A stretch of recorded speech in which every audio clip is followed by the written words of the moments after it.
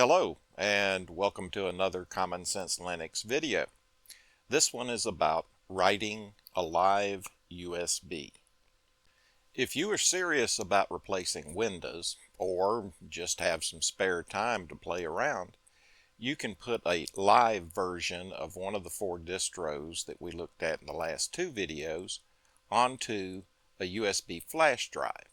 Plug it into your computer, boot from it, and run it just like the distro is installed on your computer, all without disturbing the operating system you now have installed. Then you'll be able to see how the distro works on your computer, or worst case scenario, if it will work. Making a live USB just takes a little effort on your part. There are 3 things you will need besides your Windows computer to complete this project. You'll need a USB flash drive, a copy of the distro that you want to try out, and a copy of a program known as Rufus. Before you begin, you will need to have a USB flash drive, sometimes called a pen drive or a thumb drive, that holds at least 8 gigabytes. Larger than that will be just fine. Any make or model should work. If you do not have one already, you'll have to buy one. Probably the only expense, other than time, that you should incur for this project. There are several things to consider if you're buying a new USB drive. First, you should identify the types of USB ports you have on your computer. Standard, older style USB ports are called USB-A ports, and they are rectangular. USB-C ports are smaller and are more of a narrow oval in shape. Some more modern computers may not have any USB-A ports, and that may be a problem. If your computer has only USB-C ports, there are USB-C flash drives available. Some even have a USB-A on one end and USB-C on the other. Failing finding a USB-C drive, you may have to invest in an adapter cable that has a fitting at one end for inserting a USB-A type USB drive, and on the other, a USB-C to plug into the computer. Secondly, I recommend using a brand name like Samsung, SanDisk, PNY, or whatever, and not a store brand. That doesn't mean that the store brands are guaranteed to be bad, but using a brand name lessens the possibility of getting a defective USB. And if you get a defective one, that can be frustrating. Whatever you get, make sure it will work with your computer. For this project, you'll be downloading files from the internet. And the first rule of downloading files from the internet is know who you are downloading from. It's important to download only from official sites. Never download from a second or third party site. The links I specify in this tutorial are all official sites. Use them, please. And if your computer explodes or melts into a puddle at your feet during any of this, remember, the following instructions are taken at your own risk. I've never had one explode or melt, but there's always a first time. If you search Rufus, one of the things we're going to be downloading on the net, you may run into claims that it is malware or viruses are in it. In almost every case that is reported, the person reporting the problems has used a second-party site to download Rufus. Rufus is deemed completely safe by the vast majority of sites that track such things. Just be sure to use the official site. This same thing goes for the live ISOs that we're going to be downloading later. Time to get your hands dirty. Fire up your Windows computer. The first thing you'll want to do is to download Rufus. You can get it at the address seen on the screen, or there's a link in the description. open your browser and type or copy and paste the address into the address bar.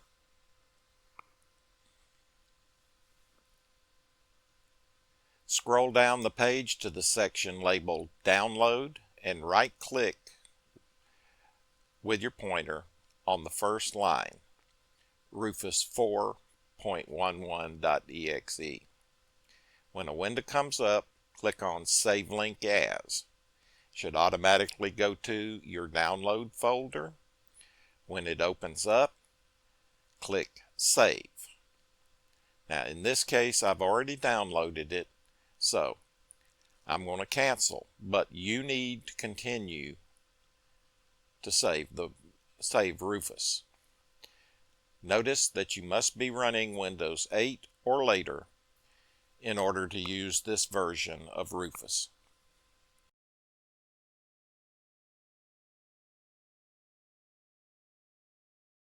Next, you'll want to go to the official internet site of the distro you want to try out and download the ISO package. This will contain the distro you want to try out. Most of the ISOs today do not say that they are live ISOs, but when you boot them up, you can choose a live option. Some still do specify that they are live versions. If you're given the choice between an install ISO and a live ISO, choose the live version. Once again, it's important that you go to the official sites for downloads, no matter which distro you choose. There is still the possibility that someone has tinkered with the ISO if you get it from another site.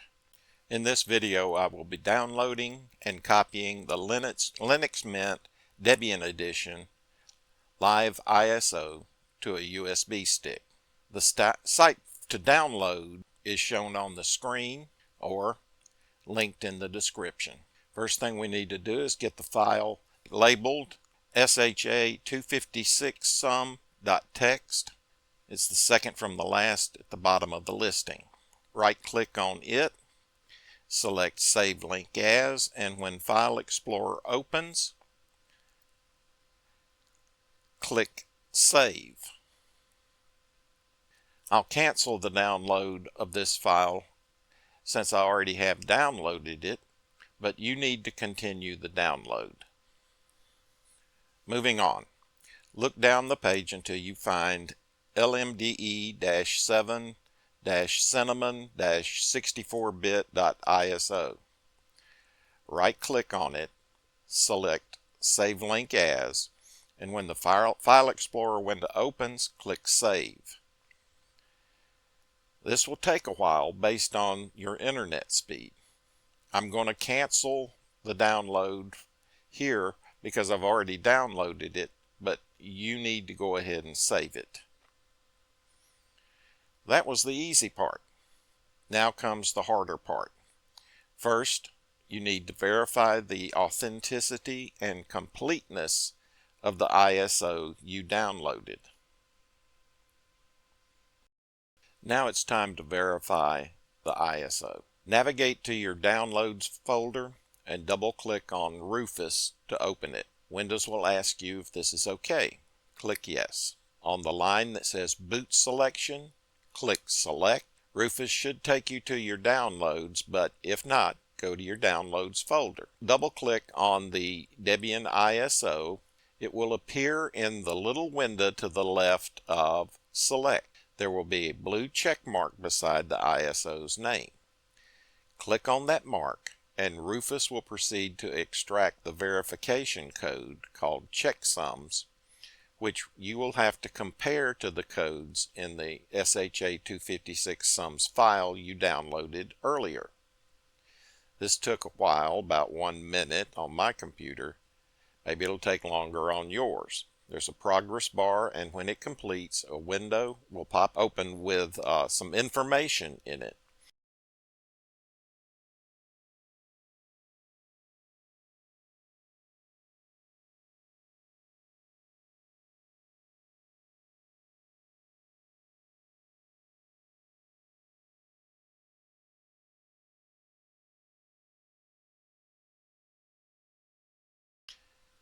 The information you will need is in the box labeled SHA-256. Highlight the information in the SHA-256 box and use the key combination Control-C to copy the highlighted text. Go back to your download folder, right-click on the SHA-256 sum text, open it with Notepad. Scroll down until you see the line labeled LMDE7. Position your cursor underneath that line and use Control-V to paste the information you copied in the window Rufus opened. This makes it easier to compare the two lines. They should be identical with the same set of alphanumerics. If they are identical, you can close the Notepad file, no need to save it, and the window that Rufus opened. If they're not identical, something went wrong and you will have to re-download the ISO file and go through this process again. Rarely are they not the same.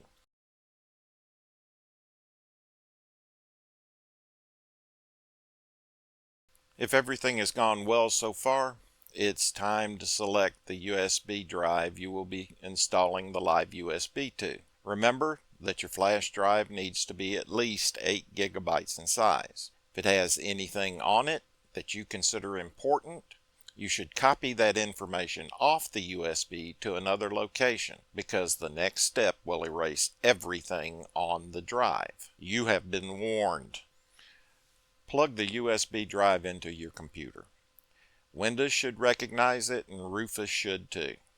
You may get some warnings from Windows or questions about what to do with the device, but as long as the Rufus window shows the USB device, just ignore anything that Windows says and close any warnings or advice windows it is opened. You're now ready to begin the process of writing the ISO to the USB drive. You should have a USB drive recognized in the device area of Rufus and the ISO listed under boot selection. Be sure that these are correct. The next thing I recommend is that you allot an area as a persistence. I recommend a partition of 4 gigabytes. Enter 4 into the box. Leave everything else alone and click Start. Rufus will begin writing the live ISO to the USB. This will take some time. Go get yourself a cup of coffee or whatever your beverage of choice is and pat yourself on the back for getting this far.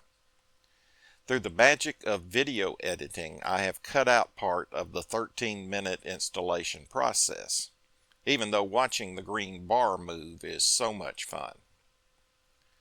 When Rufus finishes, it will say Ready in the green progress bar at the bottom. Close Rufus and eject the USB from the computer. You now have a live install of Linux Mint Debian Edition 7. In the next video, we'll do the part that's even more fun, running your newly minted live USB on your computer.